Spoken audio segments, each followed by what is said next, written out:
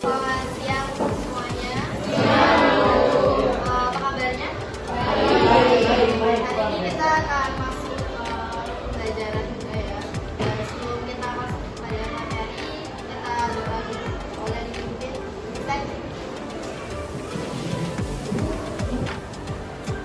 Siap. Sebelum mengawali pelajaran, ada baiknya berdoa. Doa menurut agama dan kepercayaan masing-masing. Doa dimulai.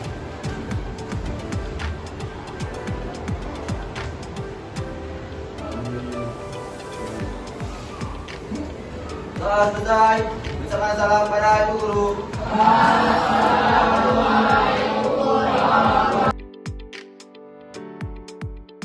Waalaikumsalam warahmatullahi wabarakatuh. Hari ini kita langsung referensi dulu. Ahmad Arabika, Amri, Andi, Audi, Charles, Dian, Dika, Eka Rasati, Farel, Jumera, Hairima, Gentaryadi, Ihsan Febi.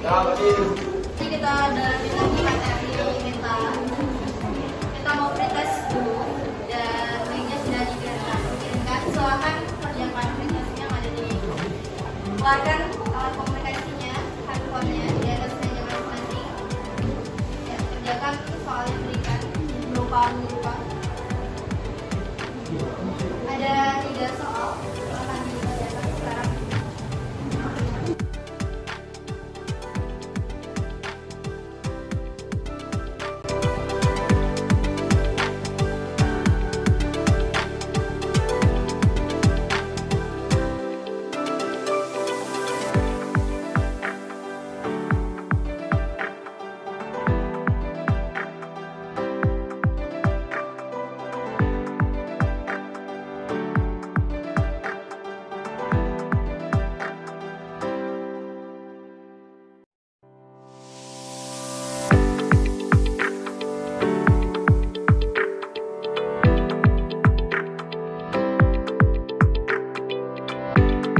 Simpan dalam waktu dibaca, kemudian menyajikan hasil interpretasi terhadap bacaan kemarin baik secara lisan maupun secara tulis.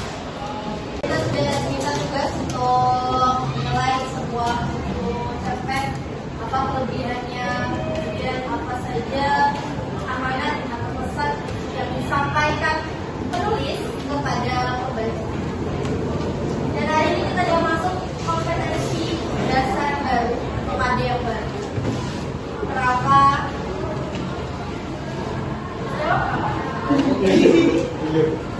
Kita masuk materi mengenai menikmati novel.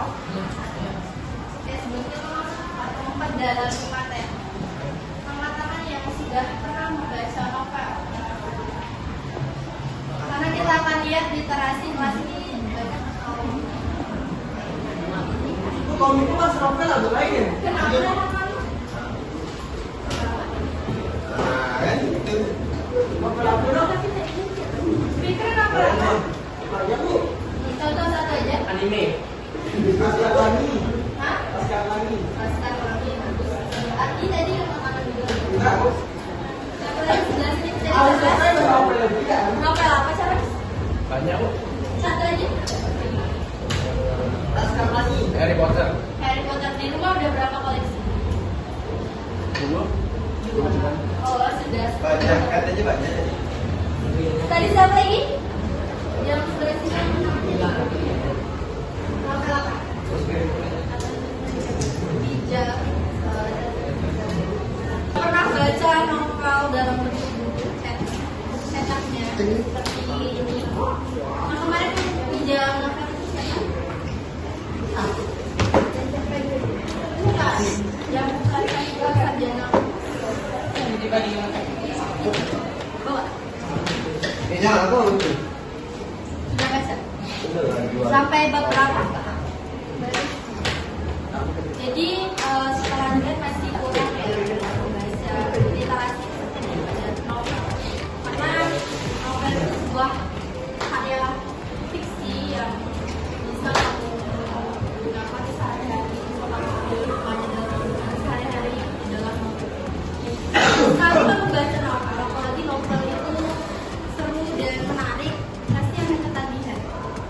mau baca novel yang lain. Coba lagi literasi, kalau nggak novel, setidaknya cerpen dan buku literasi lainnya diperbanyak.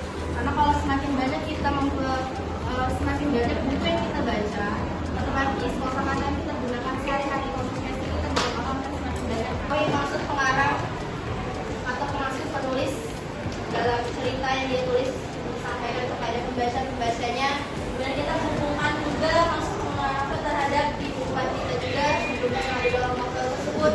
Lalu kita tentukan pandangan pengarang tersebut dan kita presentasikan nanti di akhir ya, dan tanggapi pandangan pengarang. Kan, Oke, pesan apa lagi? kalimat konotasi, Ya.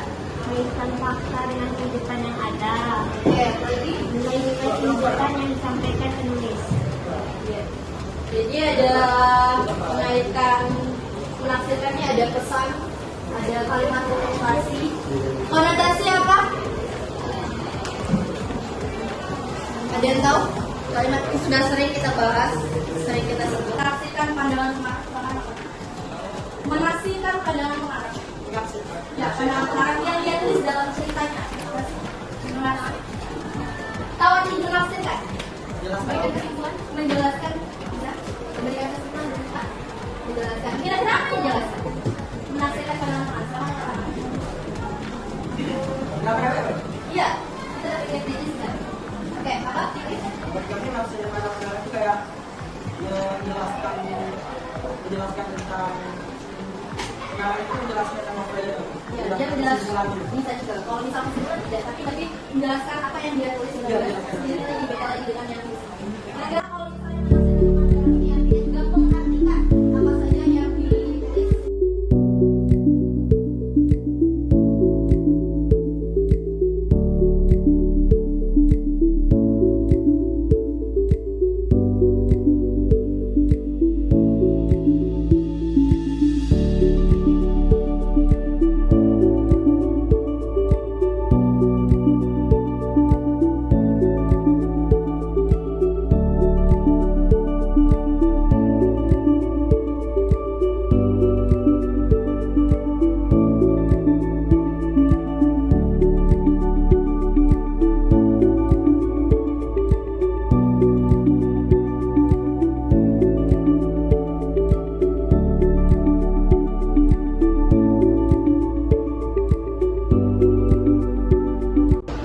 Tadi boleh apa saja sih langkah-langkah dalam menafsirkan pandangan pengarang?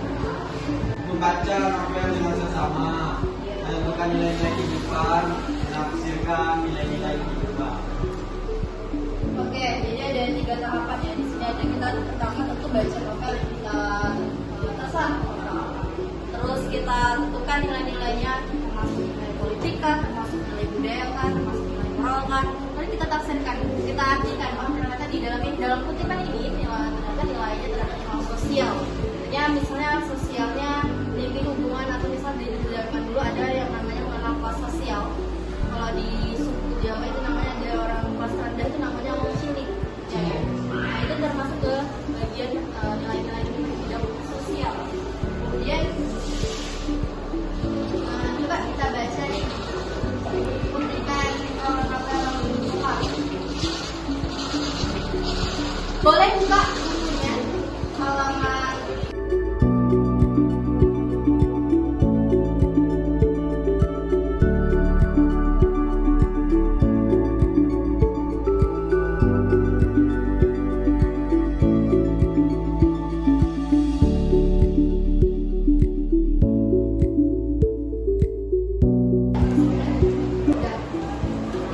Jadi kita dapat simpulkan lagi mengenai materi hari ini. Kita sudah bahas mengenai menafsirkan pandangan pengarang. Apa sih menafsirkan itu tadi?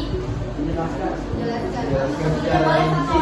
satu orang yang mau berdiri menjelaskan apa yang sudah kita pelajari hari ini. Akan dapat nilai plus. Salah benar bersama belakang sudah disampaikan tadi mengenai menafsirkan. Kalau kita sudah melakukan sudah dibahas. Banyak di apa ya? Manusia sudah kita bahas juga sama apa boleh berdiri. Banyak di apa? Iya, apa yang kamu dapat dari apa yang kamu dapat di pelajaran? Assalamualaikum warahmatullahi wabarakatuh. Selamat siang. Ya, perkenalkan nama saya Andi Gara. Saya akan memberitahu poin yang kita dapat pada hari ini. Yang pertama, kita bisa mengetahui apa itu menafsirkan pandangan belakang dan apa yang dilihat atau yang dilaksanakan dalam menafsirkan pandangan belakang. Contoh novel yang sudah kita cari pandangannya adalah novel Wangge Lutu Baru. Sekian yang dapat saya sampaikan. Terima kasih.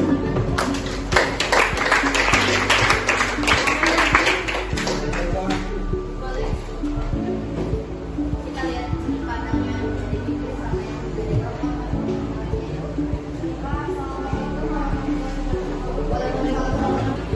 menjelaskan poin-poin yang telah kita pelajari pada siang hari ini untuk pelajaran bahasa Indonesia tentang bab 4 yaitu penikmati novel.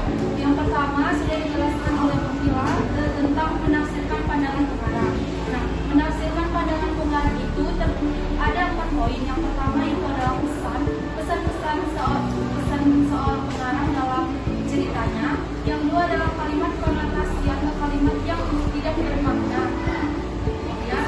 Terus yang ketiga adalah kaitan fakta dengan kehidupan yang ada, seperti fakta yang terdapat pada novel itu tentang kehidupan sehari-hari.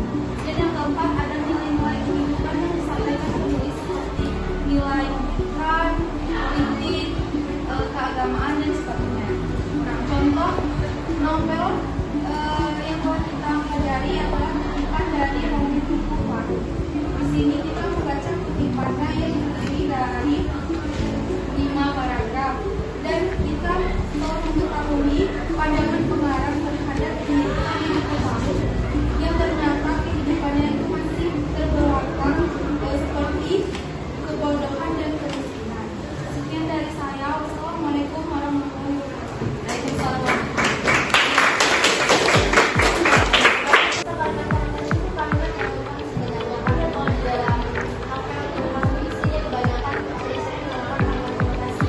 Kemudian kaitannya dengan kehidupan kita sehari-hari dan kehidupan apa yang terdapat dalam cerita atau novel tersebut.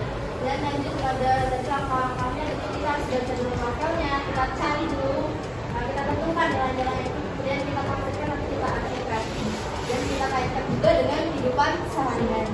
Kalau yang sudah kita lihat tadi ada kutipan novel yang cukup paruh, jadi tentang keterbelakangan, kebodohan dan juga tentang kemiskinan. Oke, selanjutnya nanti kita akan bahas juga materi mengenai analisis. Juga nanti kita bahas mengenai menyajikan hasil interpretasi pandangan pengarang. Kita akan cari tahu di pertemuan selanjutnya nilai-nilai kehidupan apa saja sih yang ada di dalam sebuah cerita atau novel. Dan kita dalami lagi tadi tentang nilai keagamaan, ada nilai sosial, ada nilai moral, normal dan lain sebagainya. Dan kita masuk pada proses. Prosesnya ialah sama. Silakan dikerjakan dulu ya. Bisa. Oke, karena sudah habis waktunya